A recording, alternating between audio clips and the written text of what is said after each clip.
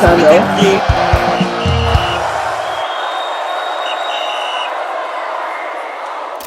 Hello guys, welcome back to the channel. Finally, to the channel that brings you the best of every sport analysis, fans reaction, pre and post match reactions from fans across the world, and of course in-depth match analysis. Don't forget on all social media platforms: on Facebook, Final Whistle 931, on Twitter, now known as X, Final Whistle 931, on TikTok, Final Whistle 931, of course our YouTube page, Final Whistle 931, with the full version of our stories. Not just watch our videos, want you to like, share, and of course drop your comments in the comment section. Let us know how we can actually improve on our production.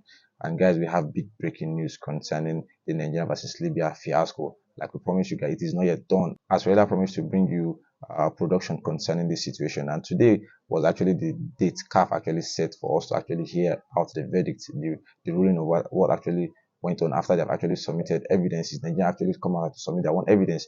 The same thing with the Libyan side, they've actually come out to submit evidence. And since Sunday, all means of submitting evidence actually closed as they are set to begin their ruling. And today, as CAF promised us, we will actually know what they actually ruled out, and we know that the vice president of CAF is actually in charge of the disciplinary committee, and we have an appeal committee actually set up in case you are not satisfied with the ruling. And we have a big breaking news as CAF President Dr. Patrice Motsepe, the South African, has actually come outside to address the issue. And quickly, let's hear what he has to say about this.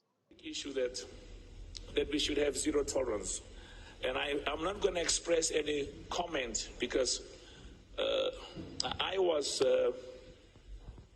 usually, when I sleep, I've got my cell phone next to me.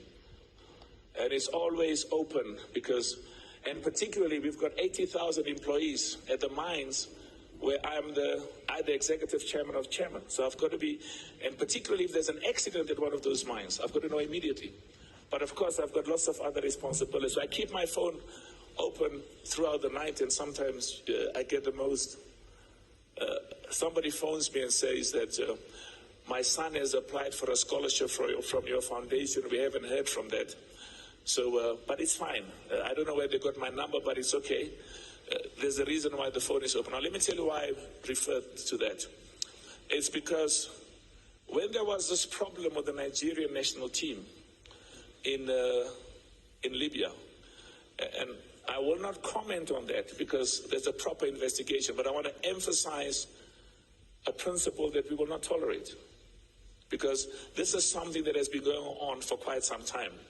Your national team, let me emphasize, forget about the Nigeria and Libya situation, because that process has been properly investigated and appropriate action will be taken.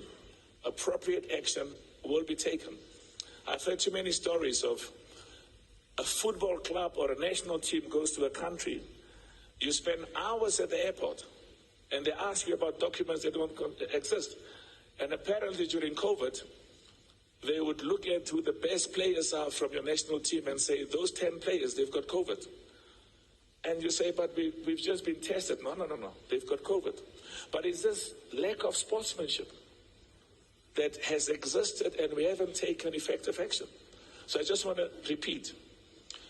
We are proud of those nations that treats visiting national teams and visiting football clubs with the respect and dignity that they deserve, but also who treat them in the same way they want to be treated when they visit those countries. So I just want to repeat, we're reviewing those laws and we want to emphasize sportsmanship. When a national team from another country visits or a football club visits, treat them with the dignity and respect that they deserve. And if there are violations of those regulations and those rules, we will take action.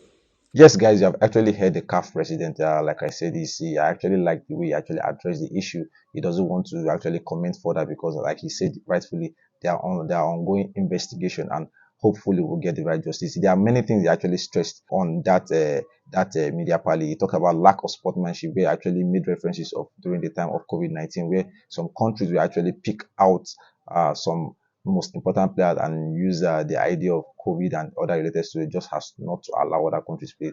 He actually said that is not what they are actually known for. That is lack of sportsmanship, and under his tenure, he will work hard and hand in hand with the other communities to actually eradicate this. He also talked about investigation, the Nigerian versus Libya investigation, that he wants to remove himself out of it because they actually set out a disciplinary committee. We actually brought you production that we have a representative from Lesotho, from Chad, that the proper team are actually handling the issue and the beliefs in whatever verdict they actually come out for. We actually brought you production on that note too, that we have that the ruling is actually presided by the CAF vice president, so that to have a different mind and opinion concerning this. You understand? You also talk about how proud he is of nations that actually does this sportsmanship, as he believes that football is not just played on the pitch. It has to do with both on and off field activities, and he has praised nations that actually attend to nations well, and he promised that this will not go unnoticed, as CAF are actually working on recommendations for all these countries that actually work in hand to actually make sure that the country that actually coming in to actually play them are actually properly hosted. Still stressing on the Nigerian versus Libyan fiasco, he also mentioned that this kind of act will not be tolerated again, because him personally, as a president, he does not keep his phone off because he expects call from any time. So the Libyan authorities, the Libyan FA, don't have excuse as to why Nigerians were actually calling them. The Nigerian FA were actually calling them on that note, and they were not speaking, or some of the officials actually switched their phone. My colleague Ugo and they were actually brought to production on that note, as the secretary to the Libyan Football Federation.